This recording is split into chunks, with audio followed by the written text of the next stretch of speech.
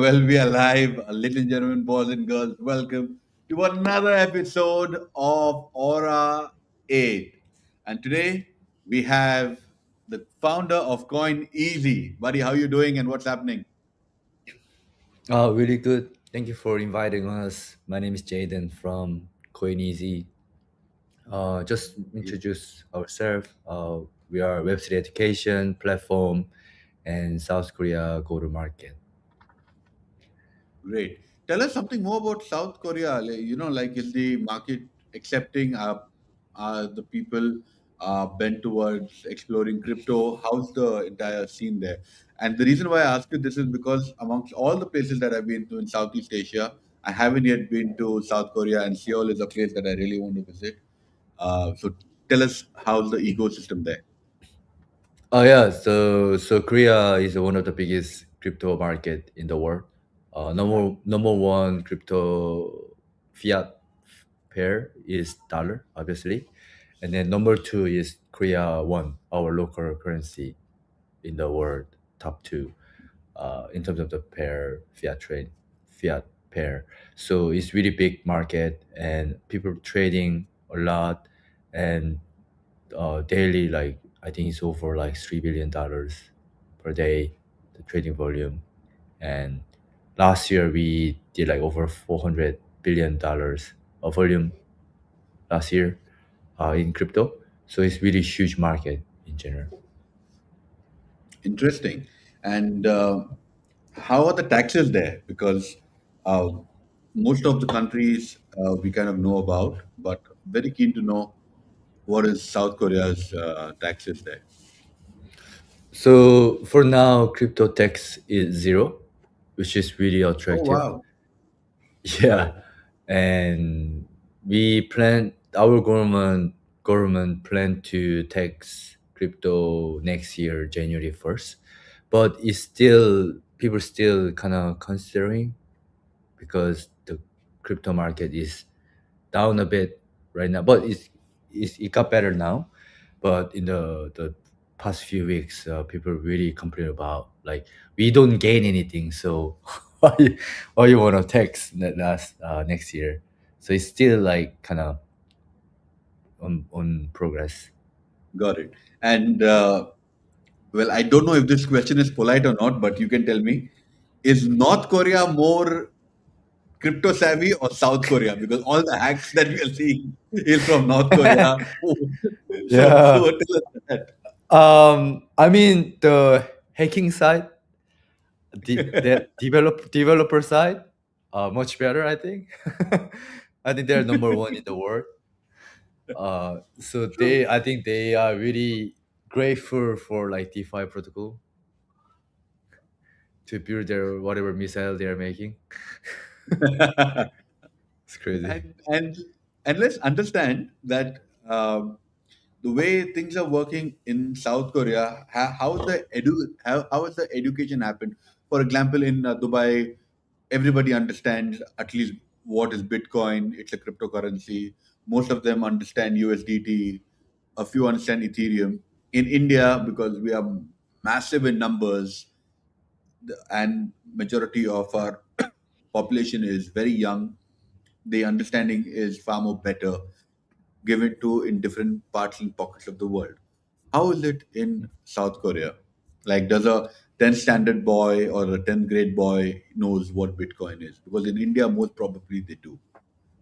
Uh, in general, um, they really understand crypto in general because like even like my whatever grandma grandpa buying crypto because you can easily access to those central exchange in Korea, and they give you interest rate if you put fiat in the exchange, which is really huge for retail users. So they put like their Korean fiat and they get interest rate from the exchange and the bank because they all working with the local bank. So they automatically learn about crypto because there's a explanation of crypto on the exchange, central exchange. So they automatically. about it. And when you buy something, you are really you really want to know learn about what you bought.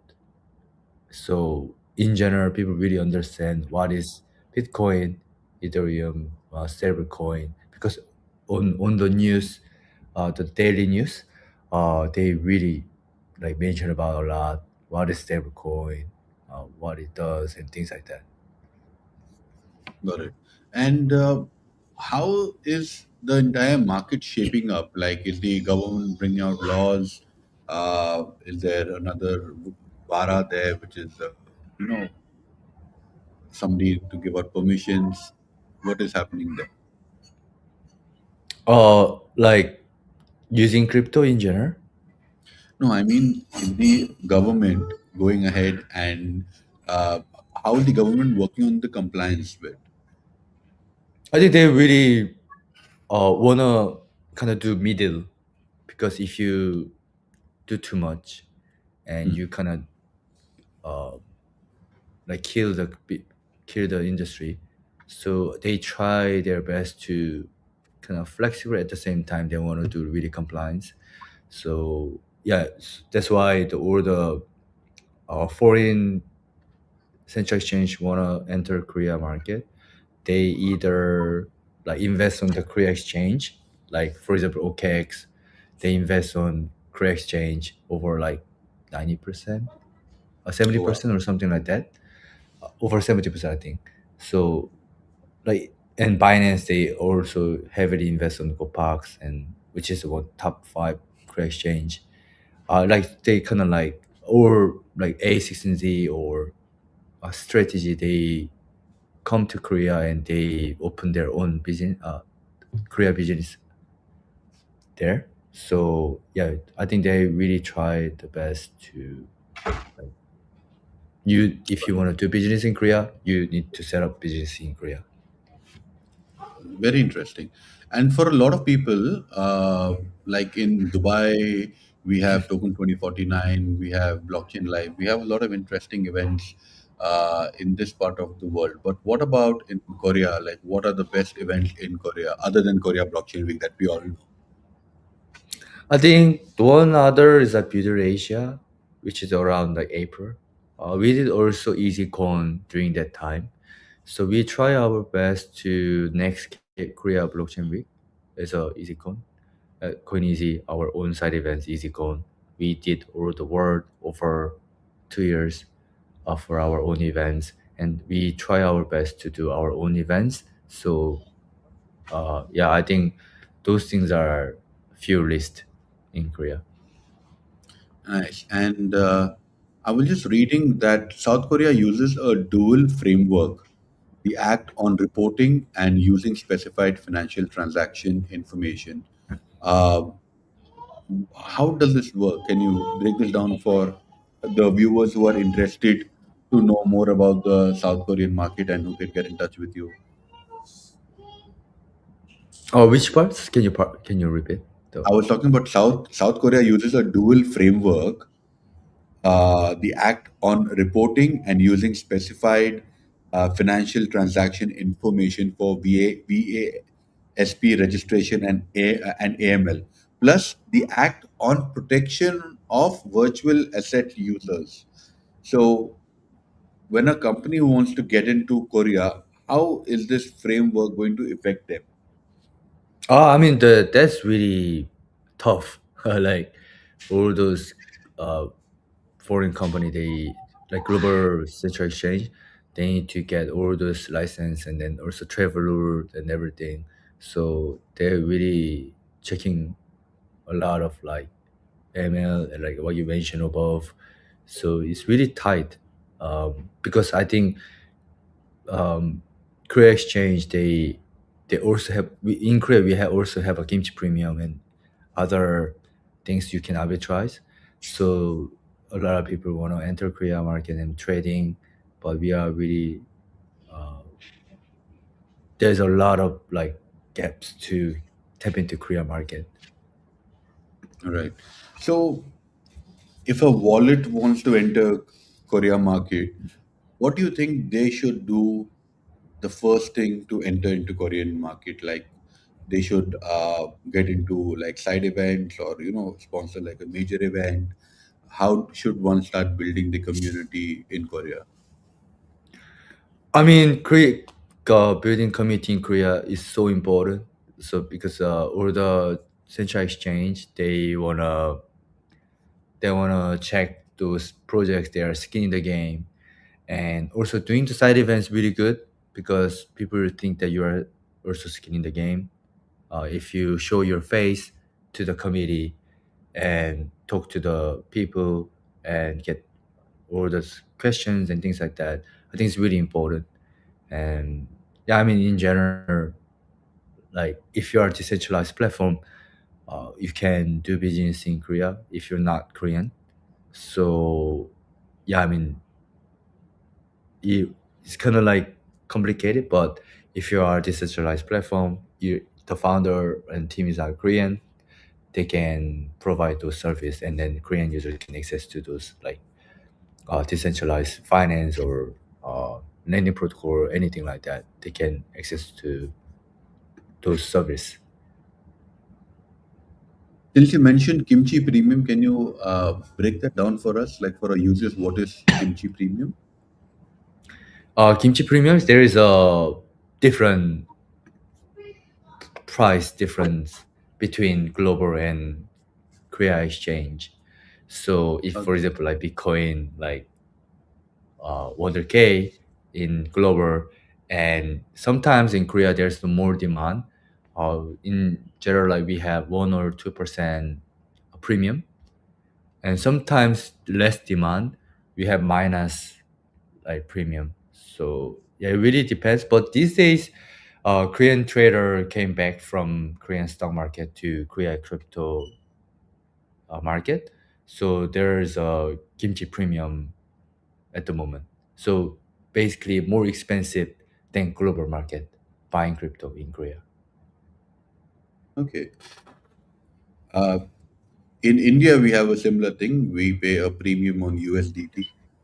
Oh. But yeah, and I think even in Nigeria there was a premium, but I don't know what is the latest update Mm. with with Nigeria. So we all pay some kind of a premium, whether it is kimchi premium or achar premium in India. But of course, there is a premium that we are shelling out. But let's also talk about the neighboring countries. Like Japan already has an effective crypto white paper. Uh, what about Korea? Like, are they working on a crypto white paper? Like, do they have a list of do's and don'ts when somebody is getting in, and where can we read all of that? Yeah, I mean, like that's the most important in crypto projects in general. You need to have a white paper and a proper like milestone, KPI, things like that. No, no. I And meant is that the government of Japan has released a crypto white paper for the project.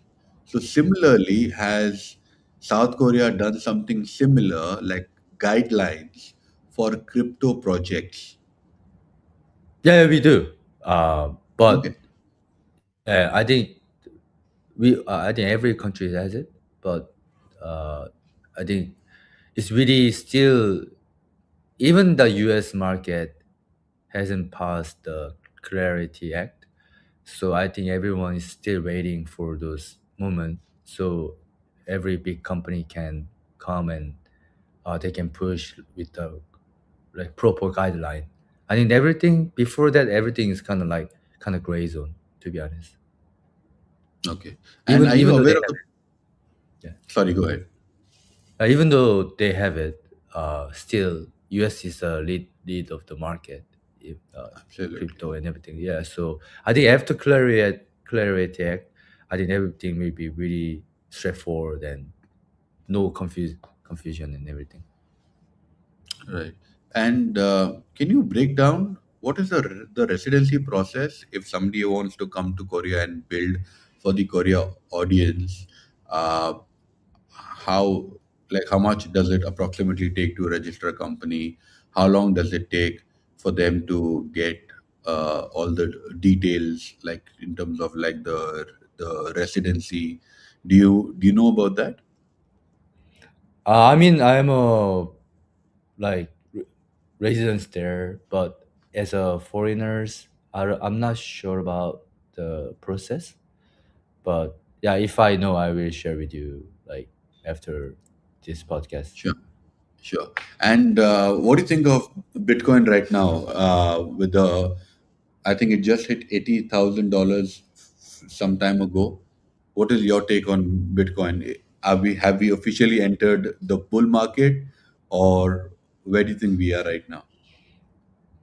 I think we are entering the like mini bull market because I think the because like the US now they are doing buying back the treasury, and then after that the people actually freaked out and then buying gold because it's not because of the uncertainty situation of the dollar. So but the US government really hate when gold price goes up because because of the every country has a reserve as a um, gold. They have a gold as a reserve, but not everyone has a Bitcoin as a reserve. So I think the U.S. government tried to push the gold to Bitcoin since they have a massive Bitcoin treasury. Not everyone has. So I think this really interesting how there's another option for everybody. They can choose like between gold and Bitcoin when dollar is really not the same position as before right now. So it could be like goes like parabolically go up and you never know. I think to be honest. True. You may never know, and especially in the space of crypto. Also, with the entire market that is going, what is the most used crypto wallet in Korea? I think still MetaMask, but a lot of people find like OKX wallet. A lot of people are using OKX wallet and like Rabbit wallet, Rabbit wallet, and any other options. Because I think OKX wallets are like most used at the moment as a Korean. Because Korean really love OKX or ecosystem in general and how they handling their business and things like that. Okay. So with the okay, and in terms of exchange, which is the best exchange, or which is the number one exchange there that everybody trusts? Korea exchange, right? Yeah. Upbit is number one, and number two is Bithumb, and rest of them like now number three is like Crowbit because they are doing zero trading fee, Okay. and yeah, and then Coin One and GoPax. I think those exchange working with the Korea banks, local banks, and yeah, they're the one have all the proper compliance and license everything. Okay. And how is the Web3 gaming there? Because I know that Southeast Asia loves gaming. How is Mm. the Web3 gaming there? Yeah, I mean it's kind of dead. I think now the NFT is kind of coming back after liquidity coming into crypto and meme coin. Always same similar like meme coin first and then NFT and then GameFi and like utility token at the end. But the gaming's Web3 gaming is quite dead, but I think it still has a room because always meme coin NFT and then GameFi, the all those meta in crypto. So we are going towards that, and I think because of the Korea gaming company, they really get threatened by Web3 gaming from Web3 game. So they really do the swing and everything. So Web3 gaming, they are kind of afraid to get into Korea market, but in general there are a lot of potential there to be honest because Korea actually a lot of top Korean game. People actually making money and then live their life on their game. So playing the game. So it's really interesting. Uh, you are mute, I think. Sorry. Did Yeah. Axie Infinity take off in South Korea the way it took off in other parts of Southeast Asia? Yeah, in the past, yeah, Yeah, yeah. they actually, In yeah, the past, actually I know. like, Yeah. yeah, they actually did really good job. But obviously, when the Web3 gaming going down and kind of dead. But let's see. I think there's a lot of potential there, to be honest. True, true.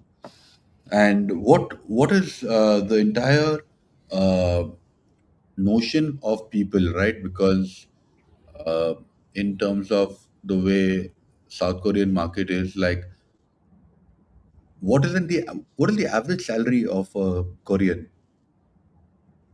I mean, like around $3K a month, or Okay. yeah, something like that. Yeah. And when people come into Seoul, especially for Web3 events, what are some of the amazing venues for side events? Amazing venue. Yeah, for I side mean, events. like, I think the cafe looking side events the best because people kind of relax and Korean people love coffee in general. So I think that's one of the best.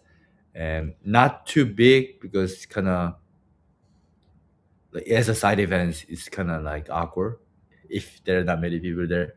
So it's tend to have like kind of mid size and cafe looking and with the projectors and things like that.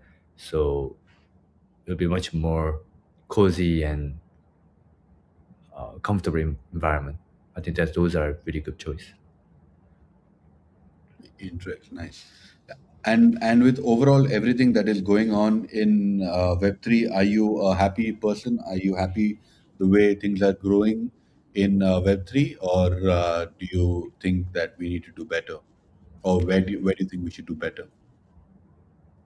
I think we are still kind of